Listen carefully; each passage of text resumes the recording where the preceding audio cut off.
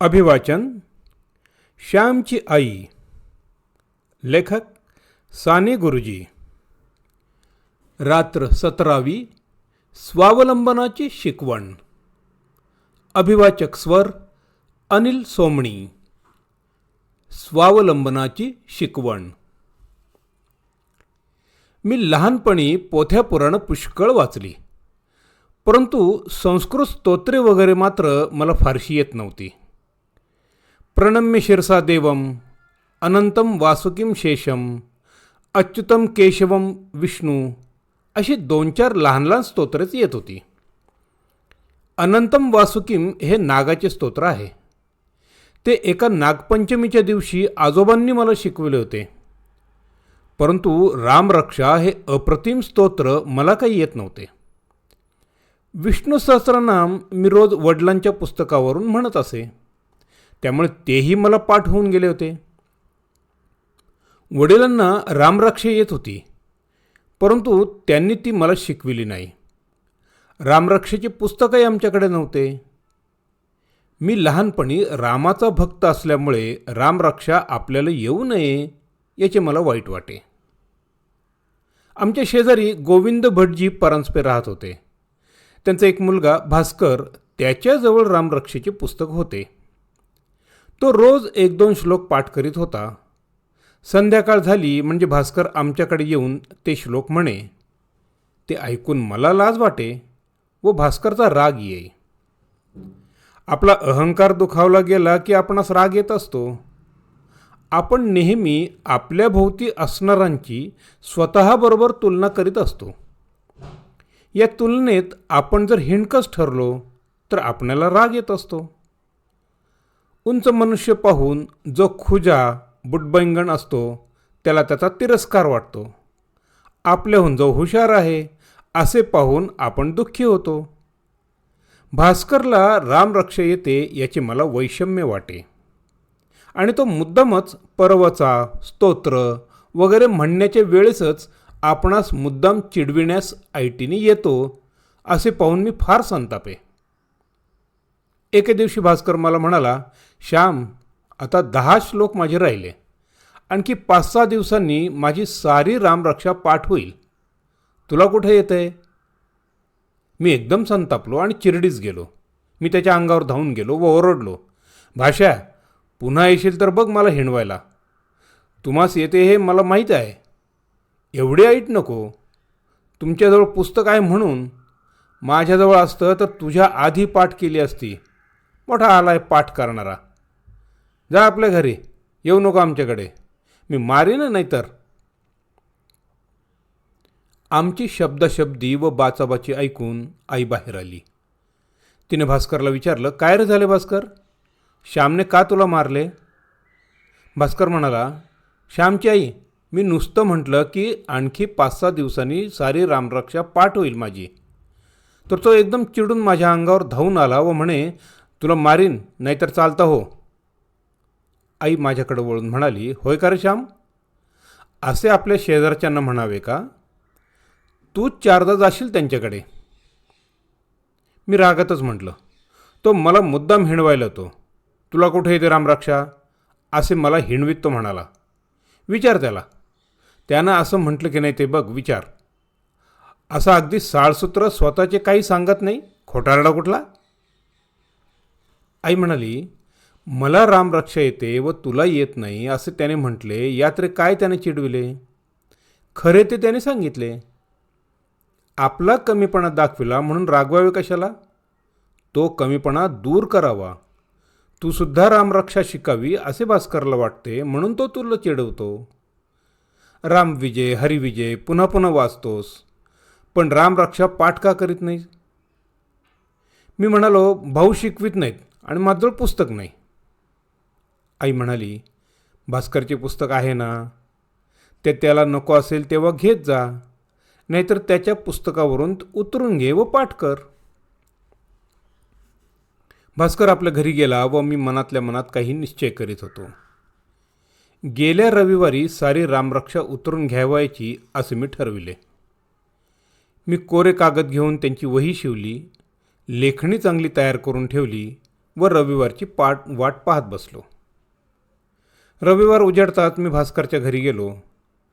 भास्कर कदाचित पुस्तक देणार नाही म्हणून एकदम भास्करच्या आईजवळ मी गेलो व तिला गोड शब्दात सांगितले, भीमाताई, भास्करला रामरक्षेचे पुस्तक आजच्या दिवस मला द्यायला सांगता का? मी रामरक्षा उतरून घेणार आहे. मला पाठ करायची आहे. आज सुट्टी आहे. मी सबंध दिवसभर लिहून काढीन. भीमाताईंनी भास्करला हाक मारली व त्या म्हणाल्या, भास्कर, श्याम एवढा मागतो आहे तर आजच्या दिवस दे त्याला पुस्तक. तो काही फाडणार बिडणार नाही. श्याम, शाईचे डाग वगैरे पाडू नको हां, नीट जपून वापर. दे रे त्याला. परंतु भास्कर देण्यास तयार नव्हता.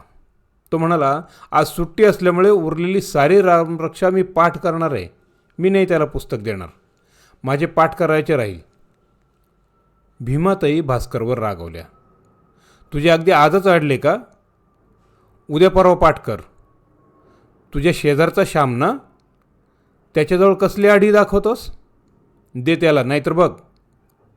भीमाताईंचा राग भास्करला माहीत होता. भास्करने रागारागाने ते पुस्तक मला आणून दिले. मी ते पुस्तक घरी घेऊन आलो. लिहावयास एकांत मिळावा म्हणून गुरांच्या गोठ्यात जाऊन बसलो. गुरे चरावयास गेली होती. दौत, लेखणी, वही सारे सामान सिद्ध होते. रामरक्षा लिहावयास सुरुवात केली. दुपारच्या जेवणाच्या वेळेपर्यंत बहुतेक रामरक्षा लिहून झाली. दुपारची जेवणे होताच पुन्हा लिहावयास बसलो. लिहिणे संपले त्यावेळेस मला किती आनंद झाला होता. केवढी कृतार्थता वाटत होती. माझ्या हाताने लिहून काढलेली रामरक्षा. माझ्या आईच्या माहेरी जुन्या वेदादिकांच्या हस्तलिखित पोथ्या कितीतरी होत्या. ठळक, वळणदार अक्षर, कोठे डाग नाही, अशा त्या पोथ्या मी पाहिल्या होत्या. पूर्वी हिंदुस्थानात सर्वत्र हातांनीच पोथ्या पुस्तके लिहून घेत.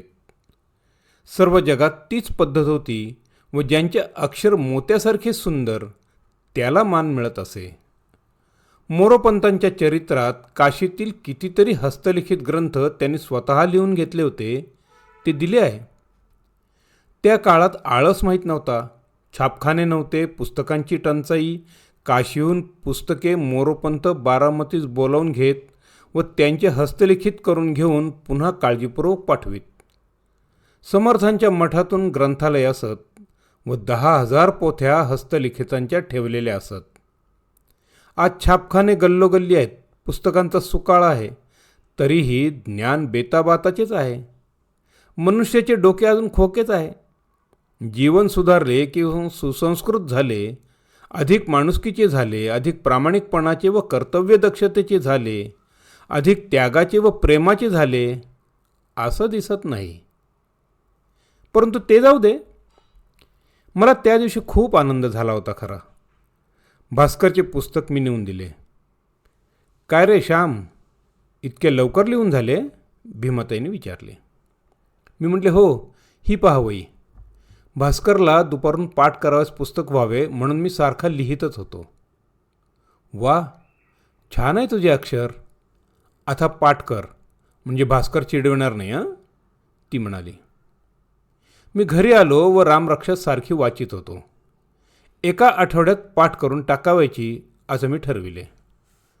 पुढच्या रविवारी वडिलांना एकदम चकित करावायचे असे मी मनात योजिले. रोज मी रामरक्षेची किती पारायणे करीत होतो देवच जाणे. परंतु वेळ मिळताच वही हातात घेत असे.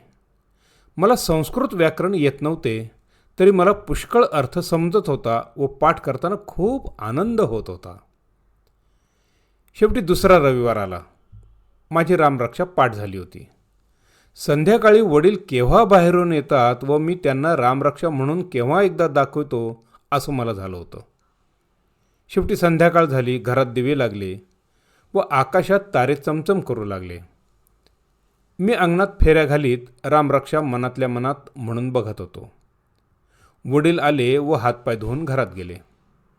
त्यांनी विचारले, काय श्याम, परवचा स्तोत्र वगैरे झाले का रे सारे? मी एकदम म्हटले, हो, सारे झाले. तुम्ही माझी रामरक्षा म्हणून घेता का?